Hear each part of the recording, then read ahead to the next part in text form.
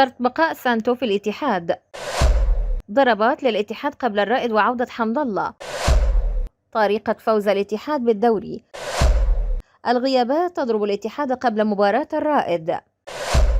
يستعد الفريق الأول لكرة القدم بنادي الاتحاد لملاقاة الرائد على ملعب مدينة الملك عبدالله الرياضية بجدة الجوهرة المشعة يوم الخميس المقبل في الدوري السعودي. تقام مباراة الاتحاد والرائد في 8:30 مساء الخميس القادم على ملعب الجوهرة المشعة ضمن منافسات الجولة 18 جولة يوم التأسيس في مسابقة دوري روشن السعودي موسم 2022-2023. وذكر الإعلامي الرياضي منار شاهين أن تدريبات الاتحاد الجماعية خلال الساعات الماضية شهدت غياب العديد من عناصر العميد للإصابة مثل إيغور كورنادو، مهند الشنقيطي، زكريا هوساوي، حمدان الشمراني، عبد العزيز البيشي وعبد الرزاق حمد الله، بالإضافة إلى المدافع أحمد حجازي الذي يغيب للراحة. ولا يزال الجهاز الفني للاتحاد بقيادة نونو سانتو في انتظار الحصول على الضوء الأخضر من الجهاز الطبي لمشاركة المهاجم المغربي عبد الرزاق حمد الله الذي ثبت تعرضه لإصابة عضلية بسيطة وفق ما كشفت عنه الفحوصات الطبية. ويحتل الاتحاد وصف ترتيب دوري روشن السعودي برصيد 40 نقطة من 17 مباراة بفارق الأهداف عن النصر المتصدر، بينما يأتي الرائد في المركز العاشر برصيد 20 نقطة. يستمر الحديث عن العروض التي تتوالى على البرتغالي نونو سانتو المدير الفني للاتحاد من أندية أوروبية مختلفة التي يريد عودته بعدما أظهر مستويات رائعة مع الفريق منذ توليه المهمة. حسب صحيفة ديلي ميل البريطانية، بحثت إدارة ويست هام إعادة سانتو إلى الدوري الإنجليزي في حالة أقيل ديفيد مويس المدير الفني الحالي للفريق.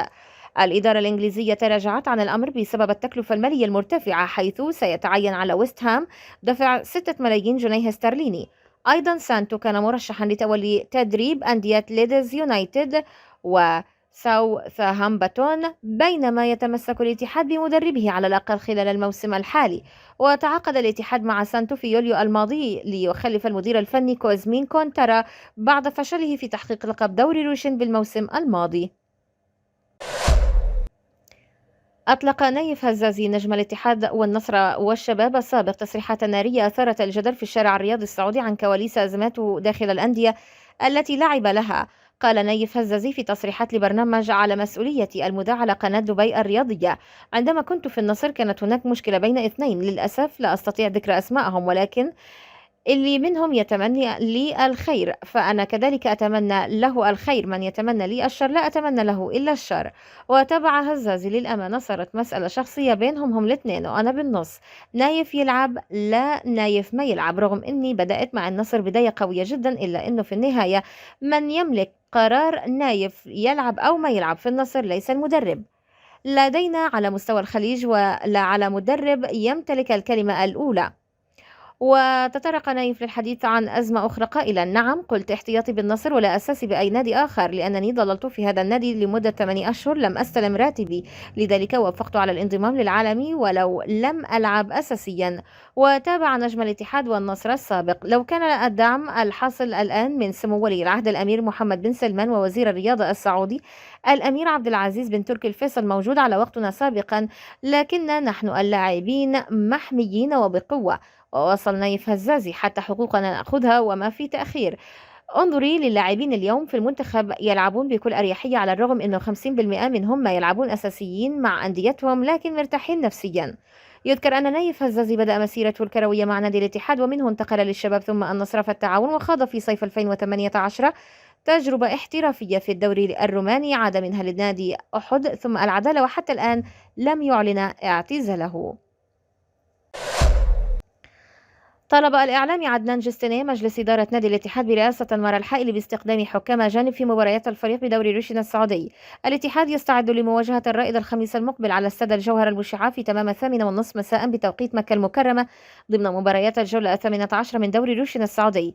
ونشر جستني عبر حسابه الشخصي على موقع التدوينات القصيرة تويتر فيديو من برنامج الإخبارية يتحدث فيه المحللون عن شخصية الحكم والحكم السعودي، وأنه لا يجيد التعامل في المباريات بسبب ضعف شخصيته وابتعاده عن إدارة الأحداث الكبرى مثل كأس العالم. هذا وعلق جستني على الفيديو حيث كتب: كلام صحيح، علشان كده إدارة الاتحاد كل مباريات الدوري في جميع الملاعب طلبت حكام أجانب، حتى في دوري يلو شخصية الحكم مهزوزة.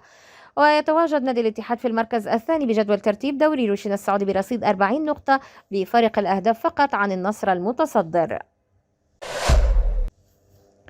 ظهر مهند الشنقيطي لاعب الفريق الأول لكرة القدم بنادي الاتحاد وهو يمشي بالعكازين داخل مقر قلعة العميد على هامش تدريبات الفريق أمس الأحد. الاتحاد يستعد لمواجهة الرائد الخميس المقبل على استاد الجوهر المشع في تمام الساعة 8:30 مساء بتوقيت مكة المكرمة ضمن مباريات الجولة 18 من دوري روشن السعودي. تابع أهم البطولات والمباريات من خلال سعود سبورت. الشنقيطي يظهر بالعكازين. أكدت صحيفة الرياضية أن طبيب نادي الاتحاد أجبر مهند الشنقيطي على استخدام العكازين، وذلك قبل السفر إلى العاصمة الفنلندية هلسنكي من أجل إجراء العملية الجراحية. وكانت الفحوصات قد أثبتت إصابة الشنقيطي بقطع في وتر العضلة الضامة، حيث ظهر اللاعب في العيادة الطبية وهو يتكئ على العكازين من أجل إجراء بعض الفحوصات الطبية. من جانب آخر، أشارت الصحيفة ذاتها أن عبد الرزاق حمد الله مهاجم نادي الاتحاد قد تعافى من العارض الصحي الذي أبعده عن مواجهة الاتفاق الماضية، حيث أصبح جاهز لمواجهة الرائد المقبلة. ويتواجد نادي الاتحاد في المركز الثاني بجدول ترتيب دوري روشن السعودي برصيد 40 نقطة بفارق الأهداف فقط عن النصر المتصدر. وجه نادي الاتحاد رسالة دعم إلى مهند الشنقيطي ظهير الفريق الأول لكرة القدم بعد إصابته القوية في مباراة الاتفاق وتأكد غيابه عن الملاعب لفترة طويلة. وأظهرت الفحوصات الطبية إصابة مهند الشنقيطي بقطع في وتر العضلة الضامة ليغيب عن الملاعب لفترة قد تصل إلى 3 شهور، مع إجراء المزيد من الفحوصات لاستبيان مدى حاجة اللاعب للتدخل الجراحي. ونشر نادي الاتحاد عبر الحساب الرسمي بموقع التواصل الاجتماعي مقطع فيديو للاعب مهند الشنقيطي برسالة: سلامتك وترجع أقوى. وتعرض الشنقيطي لإصابة قوية أثناء مشاركته في مباراة الاتفاق والاتحاد، والتي انتهت بفوز الاتحاد ب3 أهداف دون مقابل على ملعب الأمير محمد بن فهد بالدمام ضمن منافسات الجولة 17 من مسابقة دوري روشن للمحترفين. في سياق آخر، أعلن نادي الاتحاد عن طرح تذاكر مباراة الرائد والمقررة في 8:30 مساء الخميس المقبل على ملعب مدينة الملك عبدالله الرياضية بجدة الجوهرة المشعة ضمن الجولة 18 في دوري روشن للمحترفين السعودي. ويحتل الاتحاد وصف الترتيب دوري روشن السعودي برصيد 40 نقطة من 17 مباراة بفارق الأهداف عن النصر المتصدر، بينما يأتي الرائد في المركز العاشر برصيد 20 نقطة.